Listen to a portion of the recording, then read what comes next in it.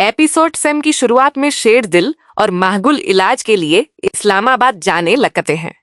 रुस्तम कहता है, मुझे तुम्हारी बहुत फिक्र रहेगी, मैं भी तुम्हारे साथ चलता हूँ। लेकिन शेरदिल कहता है कि नहीं, उसका यहाँ रुकना जरूरी है। राबिया के घर में शादी की तैयारियां चल रही होती हैं। तोरसुम के आदमी रास्ते में शेरदिल की खबर देते रहते हैं। शेरदिल की गाड़ी पहाड़ों के बीच अपनी मंजिल की तरफ बढ़ रही होती है। हमारे साथ बहुत से लोगों की दुआएं हैं। जब उनकी गाड़ी शेरदिल के इलाके से बाहर निकलती है तो एक काली गाड़ी उनका पीछा करने लगती है। कुछ ही देर बाद वह गाड़ी शेरदिल की गाड़ी के बराबर आ जाती है और उस पर फायरिंग शुरू कर देती है। तभी उनकी गाड़ी एक पुल पर पहुंच जाती है, जिससे उनकी गाड़ियां पलट जाती हैं। उधर मुदस्सिर की बारात राबिया के घर पहुंच जाती है। सरबुलंद मुदस्सिर की शादी में जाने के लिए निकलने लगता है। तभी उसे फोन आता है कि शेरदिल की गाड़ी पर हमला हो गया है। उधर राबिया और मुदस्सिर का निकाह हो जाता है और शादी की सारी रस्में पूरी हो जाती हैं। तोरसुम और जाफरान खान ढोल की थाप पर नाचते हैं और खुशियां मनाते हैं। इस हमले में शेरदिल के साथ सभी लोग मारे जाते हैं।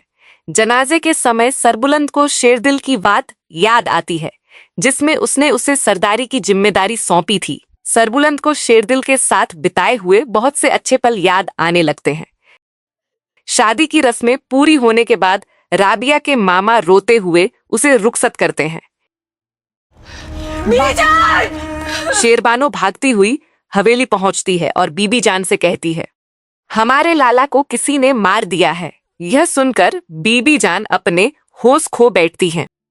मुदस्सिर और राबिया की बारात मुदस्सिर के घर पहुंच जाती है।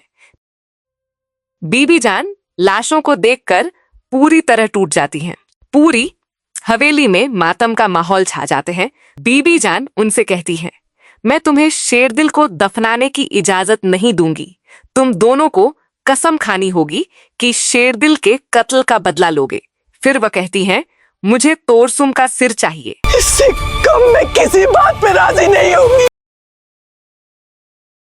मुदस्सिर की बहन उससे कहती है, कहां से मिली तुम्हें यह लड़की? तो वह जवाब देता है, बस प्यार हो गया। इसके बाद वह राबिया को अपनी माँ के कंगन पहनाती है। वह कहती है, मैं तो दुबई में रहती हूँ, मुदस्सिर यहाँ अकेला रहता है। अब तुम आ गई हो तो इस मकान को घर बना देना। सरबुलंद और रुस्तम शेरदिल और महगुल को दफना देते हैं। कबीले के बुजुर्ग आकर सरबुलंद से कहते हैं कि उसे सुबह सरदार की पगड़ी पहन लेनी चाहिए। रुस्तम भी इस बात से सहमत होता है। मुदस्सिर कमरे में आकर राबिया से कहता है, जैसी तुम एक अलग सोच वाली लड़की हो, उसी तरह मैं तुम्हारे लिए एक अलग तरह का मुंह दिखाई का तोहफा लाया हूं। इसके बाद वह उसे एक लैपटॉप देता है और कहता है, तुम्हें खाना बनाने का शौक है ना? अगली सुबह सभी कबीले वालों के सामने सरबुलंद नया सरदार बन जाता है। वह कहता है, शेरदिल की मौत का बदला जरूर लिया जाएगा। शेरदिल लाला के खून का बदला लिया जाएगा। जब वह घर लौटता है तो बीबी जान उससे कहती हैं, तुमने अपने भाई की जिम्मेदारी तो संभाल ली है, अब तुम्हें उसकी तरह बहादुर बनकर भी दिखाना होगा।